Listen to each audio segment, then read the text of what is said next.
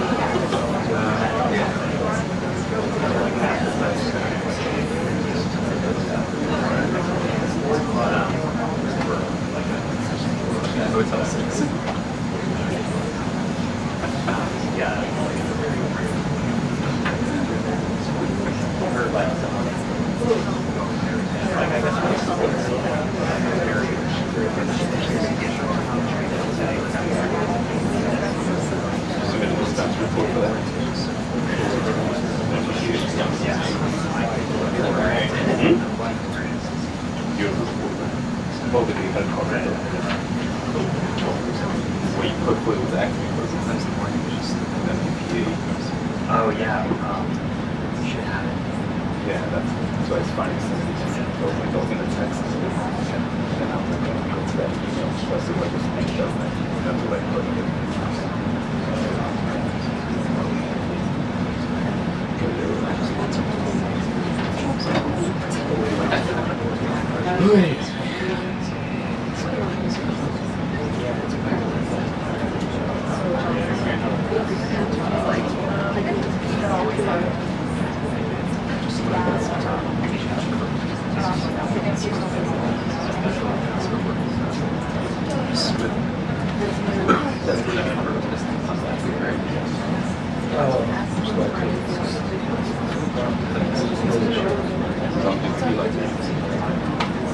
not that far from it. It's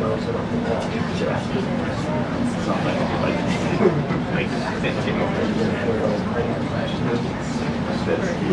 yeah, it's like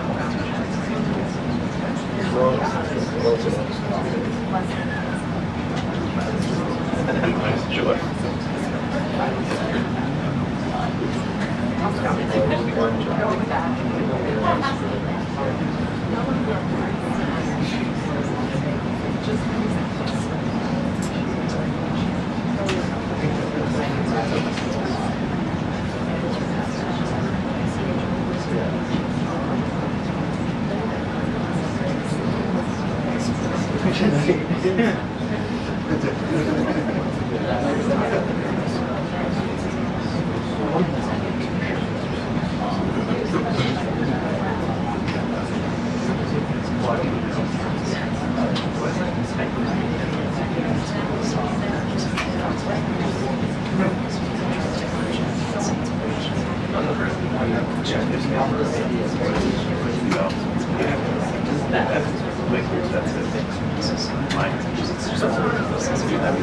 You have to look.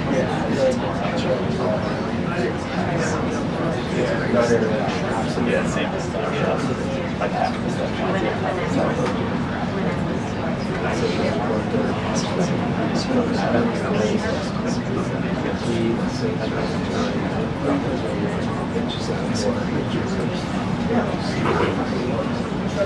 Yeah, ours is half and half.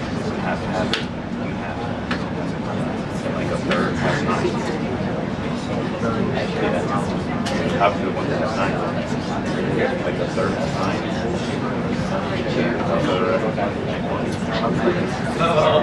Honestly, like, it's don't have it. It's like about six don't have, and the rest is all like 6 months. Almost like a handful of elements. I don't have any one. I always have 400. I don't have anything special. And then when I go to the hill, I go to the pool and check like it's 90 or 280. And then when I go to the pool, but sometimes I think technically it's like 6 available, but sometimes we don't come out and it's totally like available. You can, so sometimes you go in the office, the DP office that we have, it says it's available. I go ahead, once again, it's not able to because they don't just show. I think you can't do that. Like you could have time classes and it's cool. But when you get down there, you're like, okay, it's available. Reserve it. And once you get down there, it's not there. No. I think there was one night. I don't know if it's still in commission. Only 280s and 390s. There's a lot of them. But yeah, sometimes you may see it's available. So trust message. Yeah. And sometimes it's not assembled. Sometimes it's assembled. Like today, this one of them was on. So I had to like. What else is in the pool? Are there lights in the pool?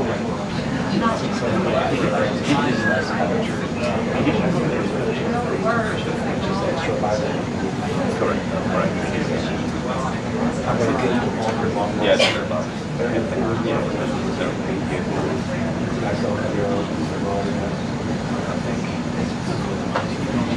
We have their own.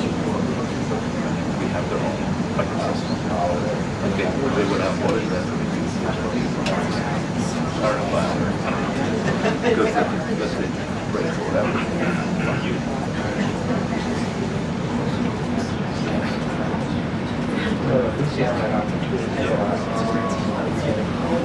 Jack rates also and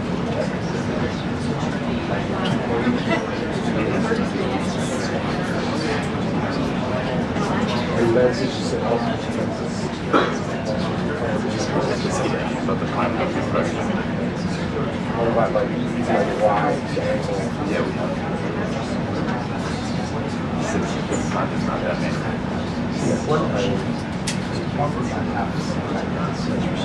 Like you don't have anything to scavenger around. What do you do if you need that?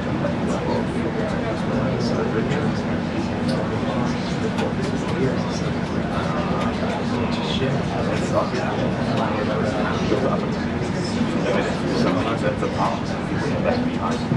Some people like that stuff. So that's how people can left behind. Like, hey, how? So then we have to try that. And then when you give them one thing, what else is correct? So I think there's over 14 of each of you guys. And one day I'm assigned to a job at a teacher from New York. Okay, The first thing she says, the first thing we're going to do is we're going to walk and talk on that. I said, I'm sorry. Everybody in New York has questions. So then, the next time they don't call me. You don't have to get what they call Number one rule.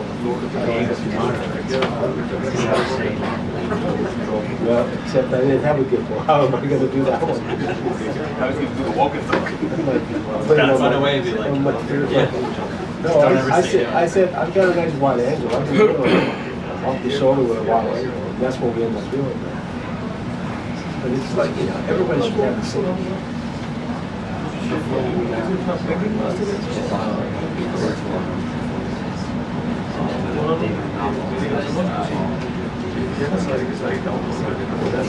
The second That's what they request all the time. They lead you behind. It's the same in our shop. Sometimes have two yards, 2 6. Oh, yeah.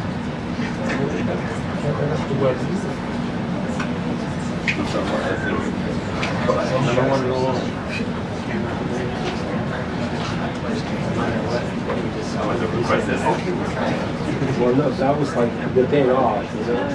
I never met this producer. The first thing he says to me, We could ask him to join us.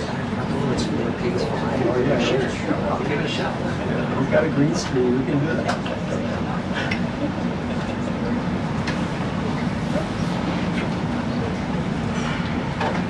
2 minutes until the briefing, 2 minutes until the briefing. All right, let's go.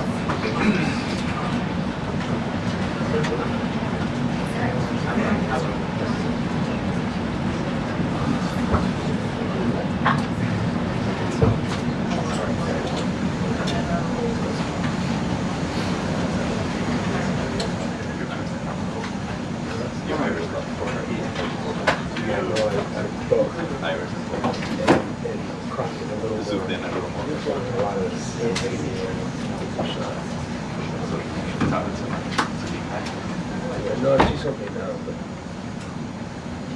she had preset a little sugar. I don't know what they want. know if she's been, I don't know her actions, I don't know if she's been. No, you just I think that's, you think that should be good enough? that gives her enough, because I won't be paying things on that, so. Yeah.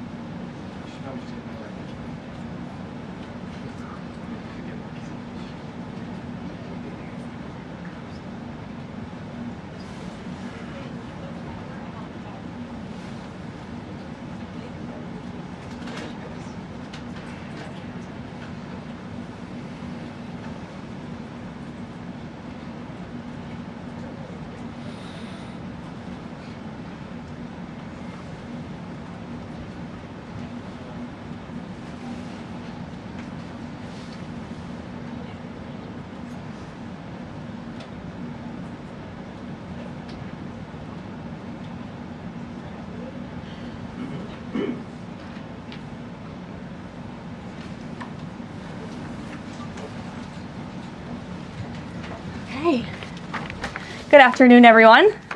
Could you hear our amen in there? We just said a little loud prayer as a team. In this Holy Week, President Trump and the First Lady are joining in prayer with Christians celebrating the resurrection of our Lord and Savior, Jesus Christ. On Wednesday, the President will host an Easter lunch in the East Room with faith leaders across the country to celebrate Holy Week. With respect to the ongoing major combat operations in Iran, Operation Epic Fury is moving ahead successfully and according to plan. With each passing day, the United States military is increasing its advantage over the terrorist Iranian regime. More than 11,000 enemy targets have been struck to date, each strike further crippling the regime's offensive and defensive capabilities and creating more leverage for the United States and our allies. Compared to the start of the operation, Iran's ballistic missile and drone attacks are down by roughly 90%. The United States is also decimating the Iranian regime's navy. We have destroyed more than 150 of their naval vessels so far, including 92% of their largest vessels. The Iranian Navy has no vessels operating in major regional waterways and no ability to project naval power, which is why they've been assessed as combat ineffective. Our military continues to obliterate Iran's defense industrial base, with nearly 70% of their missile, drone, and naval production facilities and shipyards damaged or destroyed thus far, significantly reducing their ability to pose future threats in the region. U.S. and Israeli joint forces control the skies and have asserted air dominance over Iran, completing more than 11,000 successful combat flights thus far. The trend remains clear. The United States is conducting more intense, targeted strikes with devastating combat power with each passing day to destroy the threat posed by the Iranian terrorist regime, as President Trump sought out to do a month ago. It's no surprise that we are seeing the remaining elements of the regime become increasingly eager to end the destruction and come to the negotiating table while they still can. Despite all of the public posturing you hear from the regime and false reporting, talks are continuing and going well. What is said publicly is, of course, much different than what's being communicated to us privately. As a result, President Trump issued a 10-day pause to postpone planned strikes on Iranian power plants and energy infrastructure.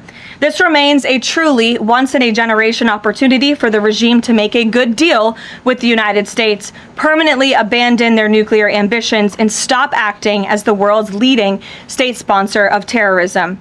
If the Iranians reject this golden opportunity, the greatest military in the history of the world continues to stand by to provide President Trump with every option available to ensure this regime continues to pay a grave price. One way or another, Iran will no longer have the credible ability to threaten the United States or our allies, which is, of course, the overall objective and mission the president set out when he launched Operation Epic Fury.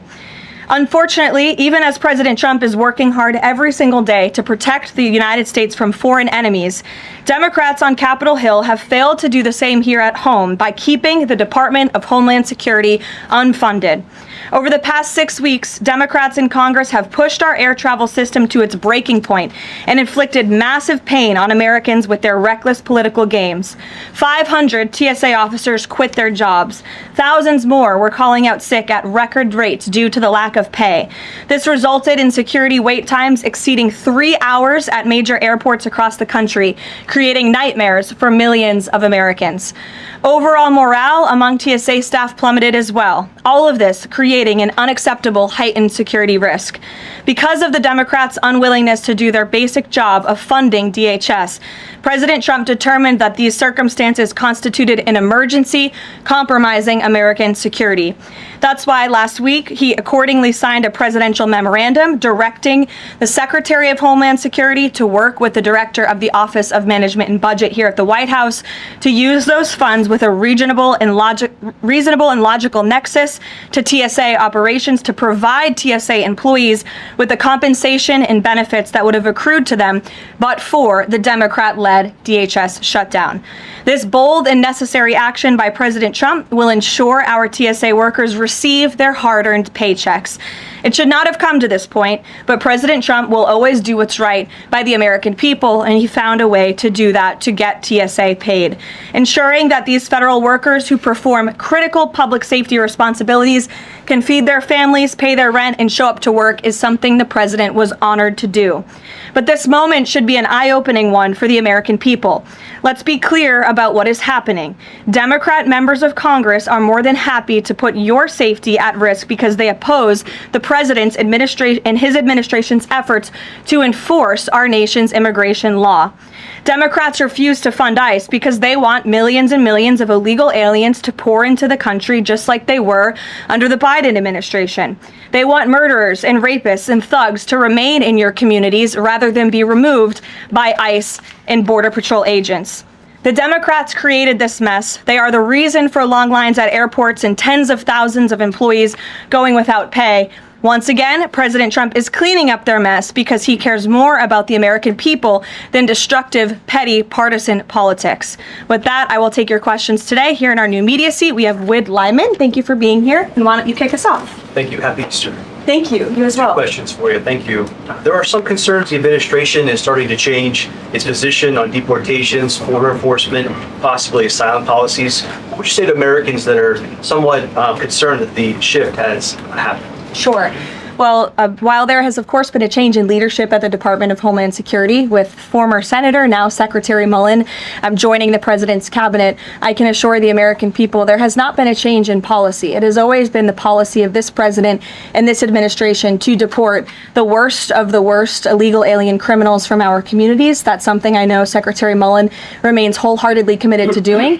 And it's something that is overwhelmingly popular with the American people. And it's something that is necessary to protect our homeland and to prevent deaths of Americans in our country. Just last week, Sheridan Gorman, a young woman in Chicago, was shot and killed on the street walking with her friends outside of her university by an illegal alien from Venezuela who had no right to be here in the first place. And it's despicable that Democrats are currently defunding the department that's responsible for removing illegal aliens like that.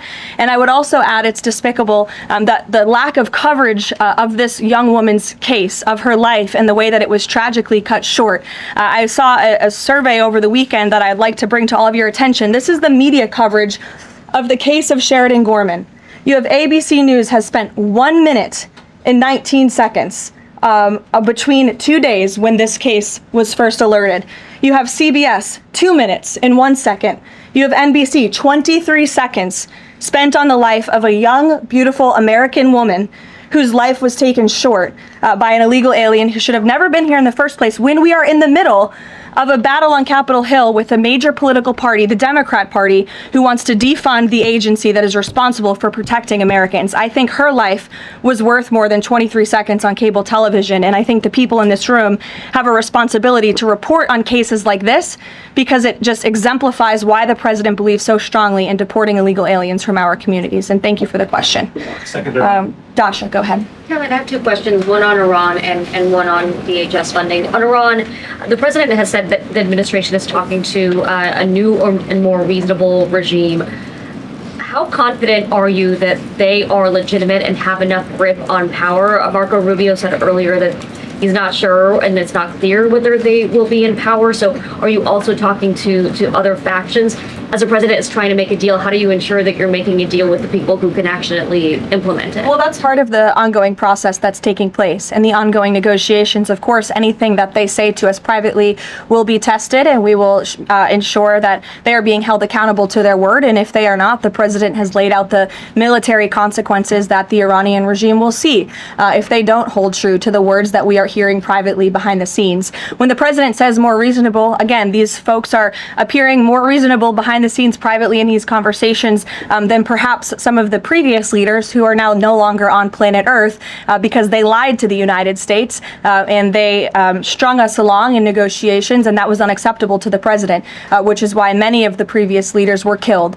So again, this is another historic opportunity for Iran to do the right thing, to rid themselves of their nuclear ambitions and to come to a deal with this president and the administration, or again, they will see the grave consequences of the United States Armed Forces, which they are continuing to see every day throughout this operation. On DHS, how long can the administration keep paying TSA without action from Congress? And not to be hyperbolic, but given the airports were really the pain point that was pushing both sides to talk to each other. I mean, do you see a way for DHS to reopen? Is it possible this keeps going through the midterms? Well, we certainly hope so. I mean, of course, the president just can't keep signing presidential memorandums and proclamations every time Congress fails to do its job, and every time Democrats are holding our entire country hostage, picking and choosing which programs and agencies they want to fund just because they don't like this administration's policies. That's not how it's supposed to work. They voted 7 times against funding DHS over partisan and political reasons. And so, again, the president has stepped in to do the right thing at this moment in time, but the president is also encouraging Congress to come back to Washington to permanently fix this problem and to fund and reopen the Department of Homeland Security entirely. Caroline. Stephen. Thank you, Caroline. 2 questions, one on TSA, one on Iran. On TSA, for ordinary Americans watching the briefing, how long until everything goes back to normal at airports after the president's action? And then on Iran, on the time frame, President Trump initially said about 4 weeks. Secretary of State Rubio on Friday reportedly said it might be another 2 to 4. Is 2 to 4 the current ballpark that the administration is thinking? With respect to the timeline, again, the president, commander-in-chief, the Pentagon has always stated 4 to 6 weeks estimated timeline for Operation Epic Fury. We're on day 30 today. So again, you do the math on how much longer the Pentagon needs to fully achieve the objectives of Operation Epic Fury, which I will reiterate: destroy the Iranian Navy, destroy their ballistic missiles, dismantle their missile and drone production infrastructure, significantly weaken their proxies throughout the course of this operation, and then, of course, preventing Iran from ever obtaining a nuclear weapon. To your first question, Stephen, about TSA and airports, nothing will be truly normal again until Democrats do the right thing to fund this agency fully. Again, the president has stepped in the meantime to do what's right to end this crisis that we've had at air travel and at airports across the country in the meantime. But again, Congress needs to come back. Democrats need to fund the Department of Homeland Security so we can formally and fully get these great employees paid long into the future. Caroline. Jonathan? Thanks a lot, Caroline. 2 questions regarding the financial costs of the war. Back during the Persian Gulf War, 1990, 1991, Arab countries paid for the vast majority of the cost of the war. Kuwait, Saudi Arabia, the UAE. Who's paying for the cost of this war? Will those Arab countries step up to do just that? Well, I think it's something the president would be quite interested in calling them to do. I won't get ahead of him on that, but certainly it's an idea that I know that he has and something that I think you'll hear more from him on. And then secondly, the cost of diesel is averaging at $5.38 a gallon right now.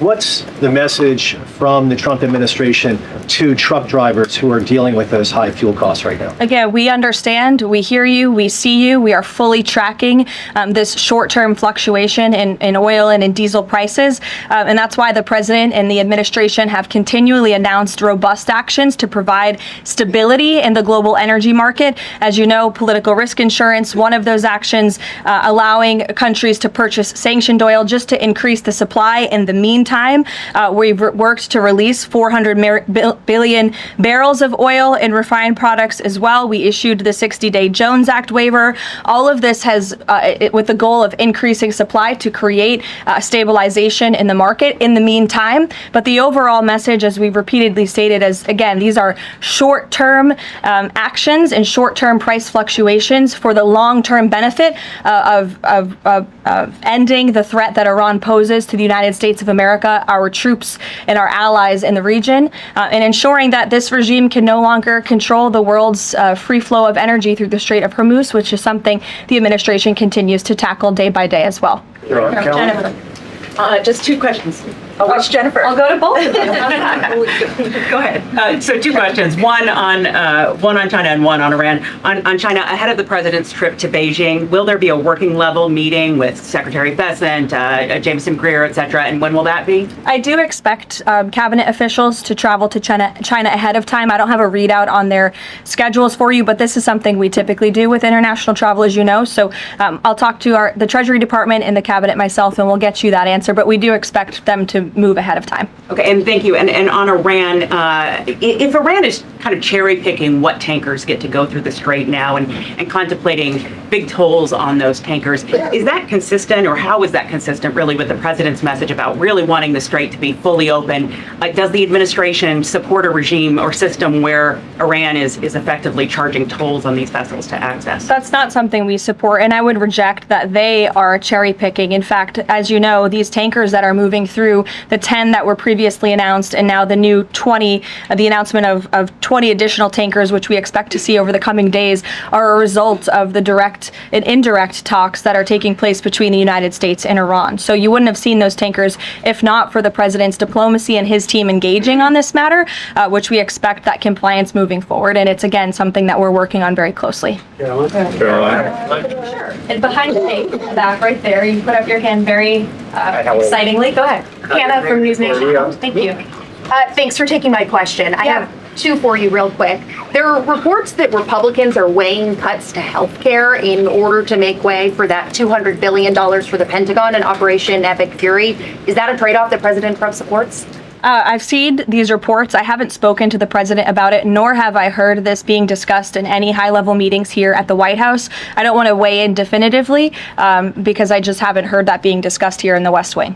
And then secondly, I know President Trump says we're ahead of schedule in achieving his military objectives in Iran. He laid out that 4 to 6 week timetable for this conflict, and we're now within week 5. So how do you square kind of those two? Well, 4 to 6 weeks estimated timeline. Again, you just said we're on day 30 of the operation. I just provided you with some of the updates from the Pentagon directly in achieving the objectives, and the military has been enormously successful. I think we should all be very proud of our armed forces for what they have done over the past 30 days. The mission will continue until the objectives are achieved, and that 4 to 6 week timeline does remain right now. I don't have any updates for you on that. Yeah, like others, one on TSA, one on Iran.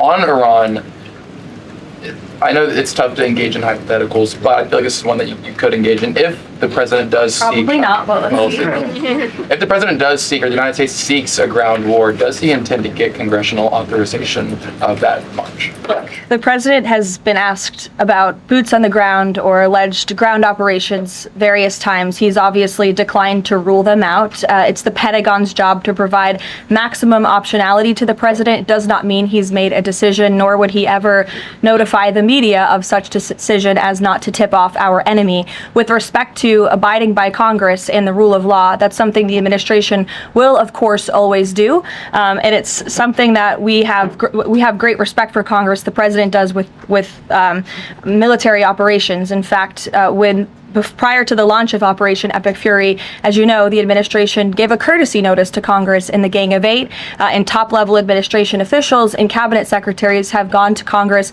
multiple times over the past 30 days to provide those courtesy briefings to Congress when requested.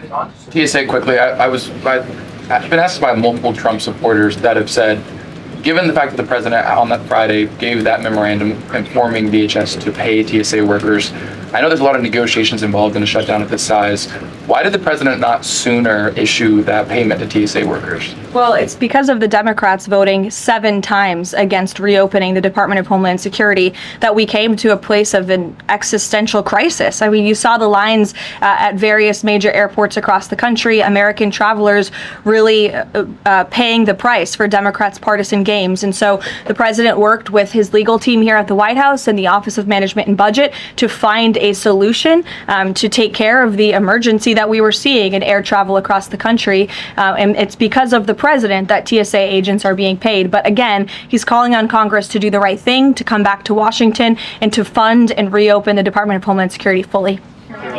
Sure. Hi, Lindsay Ellis from the Wall Street Journal. I'm trying to square the 4 objectives laid out by the administration with the goal of reopening fully the Strait of Hormuz. Would President Trump declare victory and wind down military operations if the 4 objectives are met, but still passage remains quite slow through the Strait?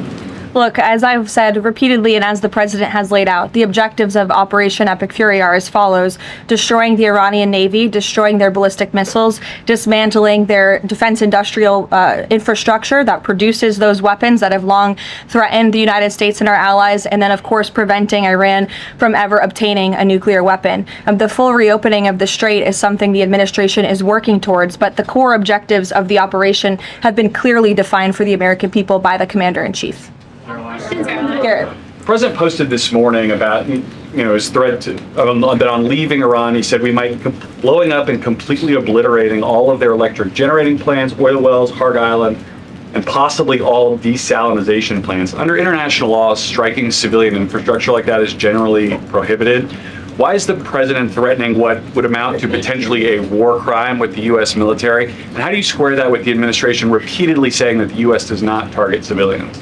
Look, the president has made it quite clear to the Iranian regime at this moment in time, as evidenced by the statement that you just read, that their best move is to make a deal, or else the United States Armed Forces has capabilities beyond their wildest imagination, and the president is not afraid to use them. That's not what I said, Garrett. And you're saying the word potential for a reason, because I'm sure some experts are telling you that in your ear to try to ask me that question. Of course, this administration and the United States Armed Forces will always act within the confines of the law. But with respect to achieving the full objectives of Operation Epic Fury, President Trump is going to move forward unabated, and he expects the Iranian regime to make a deal with the administration. To that end, which of those objectives would destroying the desalinization plant most help? Haley, go ahead. Thanks, Caroline. I want to follow up on Iran. When you're describing that the Iranians you're in contact with are being more reasonable this time around in discussions, what specifically are you hearing that is leading you to that conclusion, and how are you defining what's reasonable versus unreasonable? I'm not going to detail the private and sensitive conversations that are taking place between the United States and Iran right now. But generally speaking. Generally speaking, the president gave you the answer. What we're hearing from them is more reasonable. They have agreed to some of the points the United States laid out, as the president said last night aboard Air Force One. But again, as for the specifics, as these negotiations are ongoing, we're not going to broadcast them to the world unless the president chooses to do so, which he has the full right to do as the leader of the free world. On Cuba, the president threatened to tear any countries that would send oil to Cuba, but now the U.S. is letting this Russian tanker to Cuba. Is this a policy change, or is he willing to let more tankers into Cuba now? This is not a policy change. There has not been a formal change in sanction policy. As the president said last night, we allowed this ship to reach Cuba in order to provide humanitarian needs to the Cuban people. These decisions are being made on a case-by-case basis. And as the administration has said, Cuba's non-functional economy cannot be fixed unless they undergo dramatic political and leadership change. But there has been no formal change with respect to sanction policy. So you could expect more tankers to go to Cuba? Again, these decisions are being made on a case-by-case basis right now. Thanks, Caroline. You addressed this a little bit in the opening, but just to follow up, because Americans are sort of seeing these conflicting messages between the United States and Iran. I know the president insists that negotiations are underway. As you just mentioned, he's also said that Iran has agreed to most of the 15 points. We just heard from Iran again. They're saying no negotiations are taking place. They're calling the proposal excessive, unrealistic. So how do you square that? How do you explain that discrepancy between the two? I think the American people are smart enough not to take the word of a terrorist regime that has chanted death to America for 47 years at their word. And I hope the journalists in this room are wise enough not to take an Iranian regime that has repeatedly lied about our country, about our values, about everyone in this room, frankly, for nearly 5 decades. So I think the American public are smart enough to understand that. And just to follow up on the objectives, you laid them out, but I know the president has set a deadline for April 6th in just 1 week. What does the president need to see to not move forward with those strikes by April 6th? Well, I think he said it in his True Social post this morning. He wants to see a deal over the next 10 days. That timeline is waning, several days left, and we'll see. I won't get ahead of it. We'll see what happens in the end of the 10-day period. Caroline, thank you. One on Iran, one on the shutdown. The president continues to say the U.S. is in conversations with a more reasonable regime, but there are now hundreds of U.S. Special Operations Forces, including Navy SEALs and Army Rangers in the Middle East, as well as thousands of other troops already deployed. So is he trying to end or intensify the conflict? president is focused on achieving the objectives of Operation Epic Fury. With respect to forces that are on the ground in the Middle East, it's the job of the Pentagon to create maximum optionality for the commander-in-chief. It does not mean the president has made any additional decisions. Again, he remains focused on ensuring that the Pentagon continues to achieve the objectives of the operation that was launched 30 days ago, and we're well on our way to doing that. So if an American sitting at home hearing him say, I want to talk, but I keep seeing them send troops to that region, what are they to make of what's going on? There's two tracks here. The president has always said that diplomacy is his number one option and priority. Again, he tried earnestly, in good faith, to engage in diplomacy with the Iranian regime prior to this operation being launched in the first place. He wanted to strike a deal, and he sent his top negotiators to do so. They spent extensive amount of time and effort trying to strike a deal, and unfortunately, the previous regime, again, many of those leaders no longer with us here on Earth because they faced the consequences of the United States military. So if there's ever a chance for a deal, again, the president is open to listening, but it does not deter him from focusing on the military objectives that he set out 30 days ago and that our military is continuing to achieve day by day. On the shutdown, he signed the national emergency order last Thursday, making sure TSA officers will be paid. There's still other civilian DHS employees, however, who are not being paid. Yes. He signed something similar to ensure they also get paid? Look, the president will always look into ways that we can make sure that the American people are being taken care of and doing what's right by the American people. But again, it's ridiculous that the president even has to go to the length of working with the legal team and the Office of Management and Budget to identify these funds. It is the job of Congress to fund these agencies. And Democrats in Congress have voted 7 times against funding the Department of Homeland Security. Congress should come back and they should get it done. The president, again, made the decision to prevent this existential crisis we were seeing at our nation's airports across the country that was only going to get worse, and that's why he wants Congress to do his job. Thank you, Karoline. Since you mentioned, I'll go to you as well. Okay, you're welcome. Since you mentioned Easter and prayers, I wanted to ask you about something the Pope said yesterday. So Pope Leo said yesterday, and I quote him, "God does not listen to the prayer of those who wage war." Can you comment on that? I think our nation was a nation founded 250 years ago almost on Judeo-Christian values, and we've seen presidents, we've seen the leaders of the Department of War, and we've seen our troops go to prayer during the most turbulent times in our nation's history. And I don't think there's anything wrong with our military leaders or with the president calling on the American people to pray for our service members and those who are serving our country overseas. In fact, I think it's a very noble thing to do. And if you talk to many service members, they will tell you they appreciate the prayers and support from the Commander-in-Chief and from his cabinet. Karoline, thank you. President Trump told the New York Post that a response is coming shortly to Tehran attacking Israel's largest oil refinery. Is there a timeline on that? Is that tied to the success or not of the negotiations? I don't have any updates for you on the president's comments. Consider the IRGC in control of Iran. Well, look, as Secretary Rubio said today, the leadership is very fragmented. We have really neutered their intercommunication systems, and that's part of this process of diplomacy to continue figuring out exactly who's in charge. I know they appointed a new Ayatollah, haven't seen or heard much from him. And so that's part of this diplomatic process that's underway right now. I'll take a few more. Solon. Thank you. You listed the described humanitarian reasons for allowing that oil tanker to reach Cuba. Just to clarify, why was the administration okay with Russia sending that oil to Cuba and not other nations? Look, again, this was a decision. It'll continue to be made on a case-by-case basis for humanitarian reasons or otherwise, but there's been no firm change in our sanctions policy. President Sheinbaum of Mexico also said that Mexico is exploring different ways to restart some of those shipments to Cuba. Is the administration okay with that at this time? Again, there's been no change in our sanction policy. We still reserve the right to seize vessels if it's legally applicable that are headed towards Cuba and that violate the United States sanction policy. But of course, the president and the administration also reserve the right to waive those seizures on a case-by-case basis. And to clarify, just any more Russian oil tankers going to be allowed to reach Cuba at this time? I know you say case-by-case, but for the case of Russia, is it pretty much green light right now? No, that's not what I said. It's a case-by-case basis. Sure, Jeff, go ahead. Switching topics, the president has always attended CPAC. He did not this year. Why did he not attend, and does he believe CPAC is becoming less relevant? No, I don't think he believes that at all. In fact, he loves CPAC and has a very good relationship with the great people who run it, Mercedes and Matt Schlapp. It was just simply for scheduling purposes this year, with it being in Texas. It was best for the president's schedule and what he has on his plate right now not to go. Michael. Thank you, Caroline. If and when Michael. a deal is finalized with Iran, how does the U.S. provide protection to who it's negotiating with to ensure that they can carry out the president's peace plan?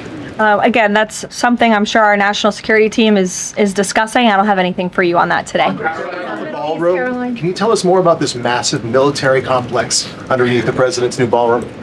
I cannot tell you more about that, actually, as a matter of fact. However, the military is making some upgrades to their facilities here at the White House, and I'm not privy to provide any more details on that at this time. Go ahead. Reagan. Thanks, Caroline. Question on the Middle East and then question on Antifa. Netanyahu said Sunday that Cardinal Pizzaballa will be able to hold services for Palm Sunday in the Church of Holy Sepulchre after he was initially blocked by Israeli police. Did anyone from the administration or the president call over to Israeli officials to assist the cardinal in this? Yes, I did speak with Secretary Rubio this morning, and we did express our concerns with Israel with respect to these holy sites being shut down. We want worshipers to be able to access these holy sites. Of course, safety is a top priority, but we understand Israel is working on those security measures to reopen the sites throughout Holy Week, and that's something that we're appreciative of. Antifa. In Texas, 9 people have been convicted by a federal jury on domestic terrorist charges connected to Antifa. The White House has previously indicated that you guys are investigating Antifa, who's funding them, who's leading them.